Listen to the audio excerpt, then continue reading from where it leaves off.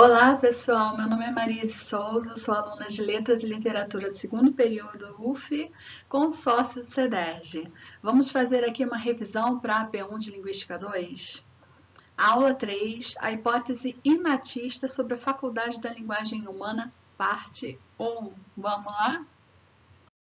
Conforme eu tenho feito, eu vou lendo as respostas colocadas lá na nossa plataforma e depois eu vou tecendo alguns comentários que eu fiz com base na leitura da apostila.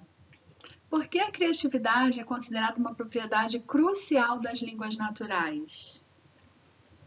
A criatividade, eu vou fazer uma leitura meio dinâmica, tá? Capacidade de criar e compreender as frases diferentes de tudo aquilo que a gente já ouviu ou já produziu é o que distingue as línguas humanas dos sistemas de comunicação animal.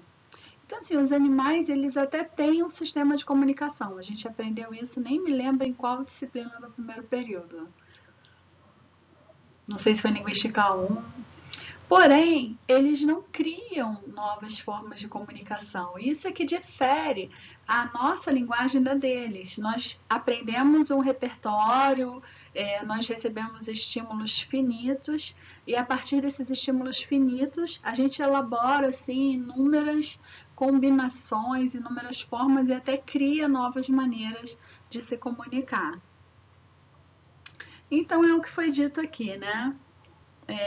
Cada frase que a gente profere ou ouve sempre é uma criação inédita e única e não uma repetição. Então, assim, a gente não é igual o papagaio que fala, porém ele fala repetindo.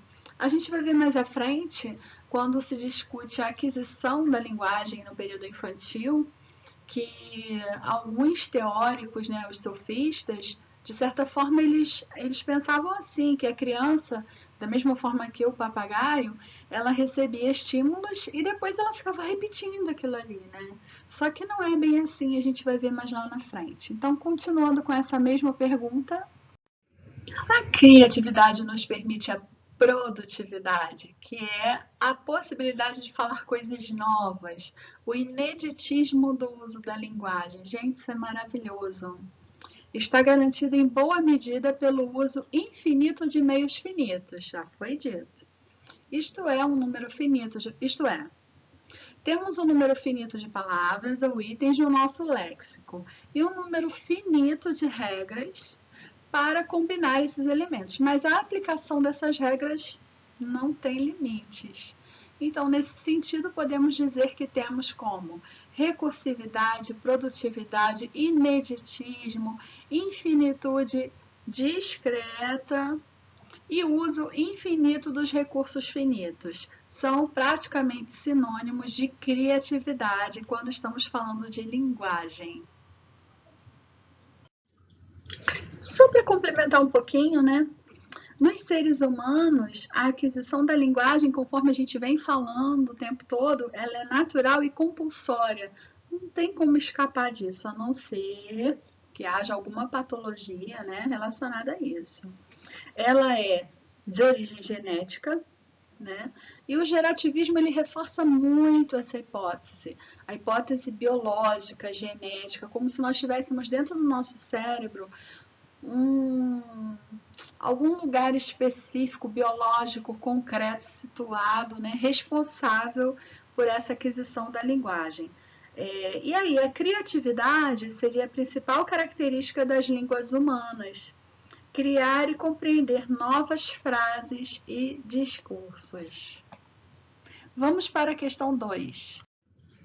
O que significa competência e desempenho no contexto da teoria gerativa? E como se relacionam essas noções com os conceitos de língua I e língua E? Então, vamos dar uma lida. A competência linguística é a nossa língua I, ou seja, é aquilo que a gente já traz, né? A gente já nasce com essa competência de aprender a linguagem. Então, é aquela característica inata que a gente falou anteriormente, né? E aí a gente é capaz de produzir e compreender expressões linguísticas que são compostas pela língua E, do nosso ambiente, né? Da onde nós nascemos. Essa capacidade ela é usada quando falamos, ouvimos, escrevemos ou lemos textos. Mas também ela está armazenada na nossa mente. E até mesmo quando a gente está em silêncio, em repouso, ou até mesmo pensando, sem recrutar as palavras, eu acho isso muito difícil. Na minha cabeça parece que eu penso o tempo todo com palavras. Mas existe essa condição, né?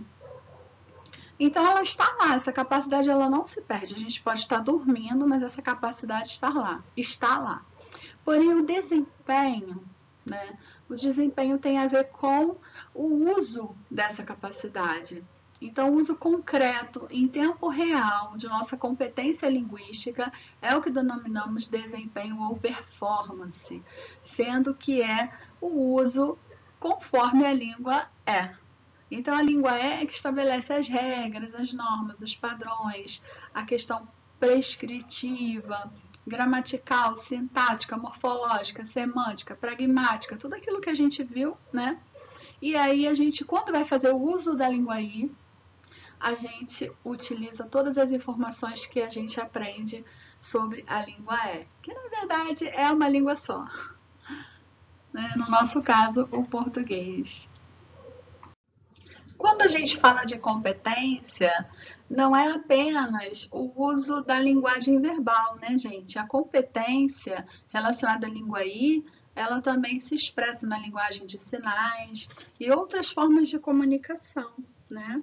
Que não precisam, que não demandam da fala do aparelho fonador e nem tampouco da audição. Isso é muito importante, porque mesmo as pessoas que não falam, né, ou que são surdas ou mudas, ou as duas coisas, elas têm essa competência linguística. E o desempenho delas será de outras formas, não um desempenho, vamos dizer assim, oral, verbal como o nosso. Mas podem usar também, por exemplo, o desempenho escrito, né? O desempenho através da língua de sinais, enfim. Complementando, a competência linguística, já que ela é da língua aí, né, ela está interna, então vamos relembrar aí do que a gente falou na aula 2 dos módulos. Então, ela seria o módulo de armazenamento dos conhecimentos. E aí, esses conhecimentos são a fonologia, a morfologia, o léxico, a sintaxe, a semântica e a pragmática. Esse é o módulo cognitivo exclusivo da linguagem. Só a linguagem vai ter esse módulo cognitivo lá na mente, né? A competência, então, linguística, ela é modular, ela precisa desse módulo cognitivo. Ao passo que o desempenho linguístico, ele vai exigir a utilização de outros módulos mentais, não necessariamente ligados à linguagem, conforme esses que eu falei anteriormente. Mas, por exemplo, para uma pessoa que domina a língua aí, né, internamente, ela se expressar, ou seja, ela fazer uso dessa língua aí, através dos códigos da língua é, ela precisa de várias questões. Por exemplo, muitas vezes a pessoa é tímida, né? Ou então o contexto não é favorável, ou seja, tem todo um entorno que pode facilitar ou dificultar o desempenho. O nervosismo, imagina, você sabe muito bem aquele assunto, mas aí tem um seminário na faculdade, você tem que ir lá na frente apresentar e dar aquele branco. Não é que você esqueceu o conhecimento, não é que você perdeu aquela competência linguística, mas o seu desempenho linguístico, aí você vai gaguejar, e aí você vai se enrolar, e aí vai acontecer tanta coisa que tem a ver com outros módulos da mente. Não vamos dizer assim, diretamente ligados ao módulo da linguagem. Deu para entender, gente? Ou ficou confuso? Platão. Platão viveu em Atenas, capital da Grécia, nascido ali em torno de 428, 427 a.C. e falecido em 348, 347 a.C. Ele foi um filósofo e matemático do período clássico da Grécia Antiga. Foi autor de diversos diálogos filosóficos e fundador da Academia em Atenas, a primeira instituição de educação superior do mundo ocidental. Em oposição a Platão, que era um filósofo que fazia seu trabalho através de diálogos com os alunos, caminhando pelas cidades, ele não cobrava, não ganhava dinheiro, nenhum benefício em troca disso. Havia uma classe de filósofos chamados sofistas, que eles eram pagos pela elite, pela nobreza, para ensinar os filhos a argumentar, a arte da argumentação ou a arte da oratória. Então a gente vai ver mais adiante que esse problema de Platão, que ele formula, e a gente sabe, quem conhece, né, um pouco a obra de Platão, sabe que muitas perguntas que ele faz, na verdade, são feitas para que a gente possa refletir sobre elas, e não necessariamente assim que seja uma dúvida tão, vamos dizer assim, propriamente dele, né? Mas ele dialoga, então ele faz perguntas e os alunos respondem, aí vem novas perguntas e muitas vezes ele responde, na maioria das vezes ele responde com novas perguntas. Isso instiga o conhecimento. Então vamos ver que problema de Platão era esse, gente, sobre a linguagem. O que será que incomodava, instigava Platão? Ou o que será que ele queria usar para instigar seus alunos a pensar a respeito da aquisição da linguagem? Vamos ver? Em que consistia o chamado problema de Platão? E de que forma está relacionado com o problema lógico da linguagem e com o argumento da pobreza de estímulos? Essa questão aí do problema lógico e da pobreza de estímulos, ela vai vir mais lá na frente com a argumentação de Chomsky a respeito do problema de Platão. Vamos por partes. Então, o chamado problema de Platão diz respeito à origem do conhecimento em geral, né? A preocupação dele não era só com a linguagem, não.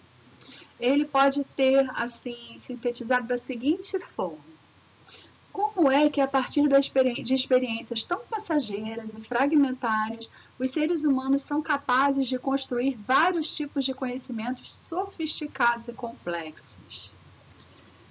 Então, é um problema, é uma questão bastante candente, não é mesmo? Até pra gente, assim, se a gente não for ler a apostila e só parar e pensar e tentar responder isso, a gente fica um pouco atordoado. Por quê? Sócrates dizia, né? Sei que nada sei.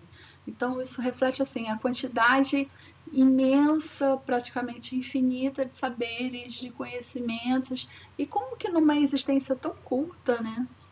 Tão, assim, vamos dizer, privada às vezes de possibilidades, a pessoa consegue construir conhecimento, adquirir conhecimento. Vamos ver.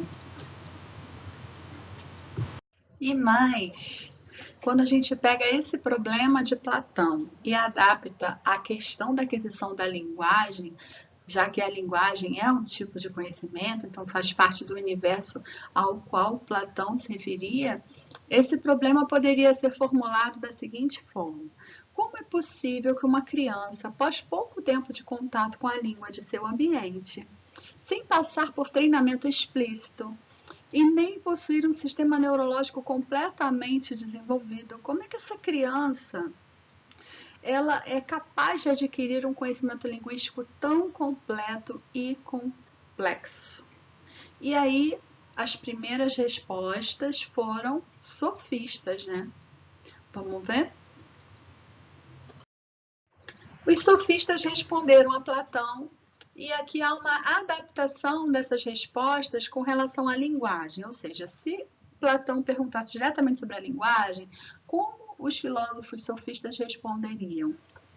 Então, eles diriam, por exemplo, que as crianças aprendem a linguagem através da imitação da fala dos adultos ou por tentativa e erro.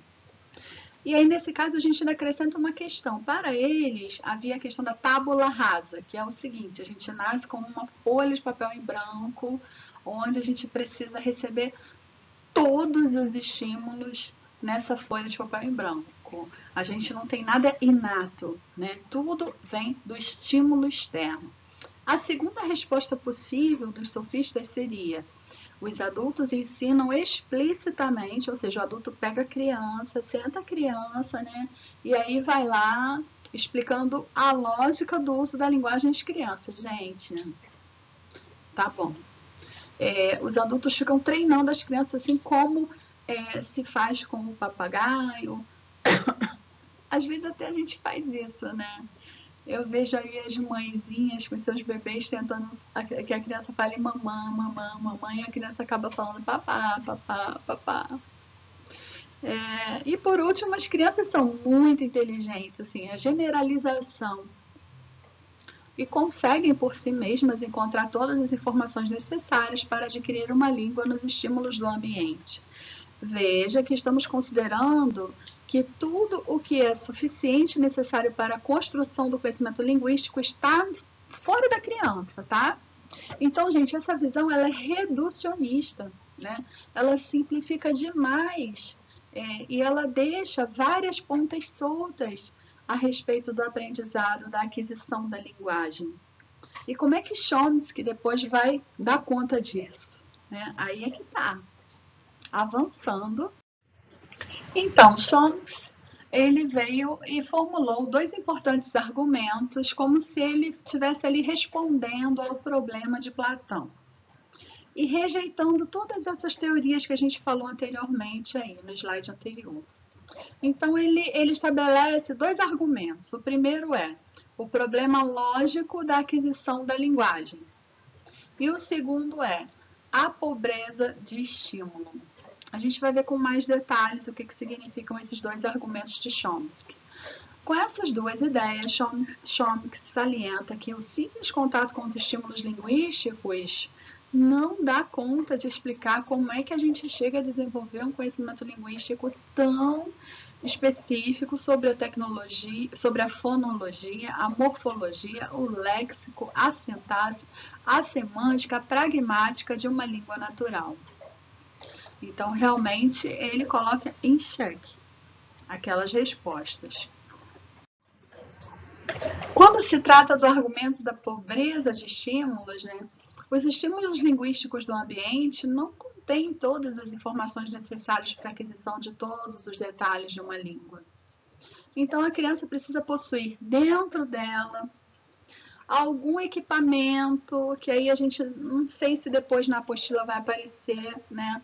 Mas é como se fosse assim um organismo dentro da criança, algo que funcionasse como um filtro, capaz de receber esses estímulos que são finitos, por mais ricos, diversificados que eles sejam, eles são finitos, não dá para a gente apresentar tudo, né, que existe no ambiente para uma criança, para ela desenvolver a linguagem. Como é que essa criança, então, a partir de recursos finitos, ela vai, depois dos 5 anos, começar a criar, a produzir conceitos e expressões, né, infinitas, ou seja, como?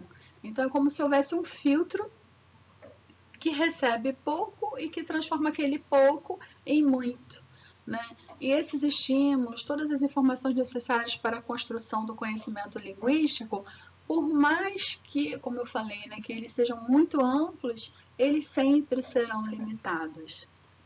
Agora eu vou fazer mais alguns comentários complementares. Complementando, é como se a criança tivesse ali uma maquininha de aprender.